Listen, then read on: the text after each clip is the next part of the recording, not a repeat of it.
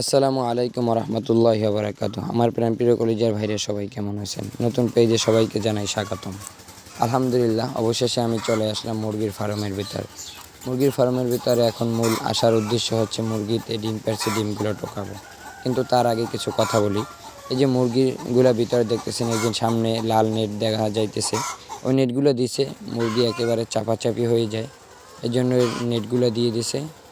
আর যদি চাপাচাপি হয়ে যায় মুরগি মারা যায়, এই জন্য এই নেটগুলো দিয়ে দিছে।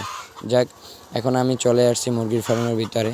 এই যে মুরগিগুলো দেখতেছেন, এখানে সব মুরগিগুলো ফেমাল। এখানে মোটামুটি আলহামদুলিল্লাহ সব মুরগিগুলোই ডিম পাড়ে। এই জন্য আমি আজকে খামারের ভিতরে মূল ঢোকার কারণই হচ্ছে আমি ডিম টোকাবো, আপনাদের মাঝে দেখাবো। এই যে আমি ডিমগুলো টোকাইতেছি। বেশি ডিম নেই, কারণ 9টা বাজে ডিমগুলো টোকাই ফেলছে যারা খামারের লোকজন রাখা আছে তারা। যাই হোক, আমি অবশেষে কিন্তু মুরগির ডিমগুলো টোকাই ফেলছি। এই যে আশেপাশে মুরগিগুলো, অন্য ভাইকে বলছি ভাই মুরগিগুলো একটু দেখান, এই জন্য মুরগিগুলো একটু ঘুরে ঘুরে দেখাইলো। যাক, আলহামদুলিল্লাহ মুরগিগুলো দেখে আমার কাছে ভালোই লাগলো। এটা হয়েছে আমাদের মাদ্রাসার মুরগির ফার্ম। আমি আসি সবসময়, এই জন্য ভিডিওটা নিলাম। যাক, দেখে ভালোই লাগলো। আর আমারও এরকম নিয়ত আছে যে আমি মুরগির ফার্ম করব, কোয়েল পাখি পালবো, সব ধরনের ভিডিও আপনাদের মাঝে তুলে ধরার চেষ্টা করব।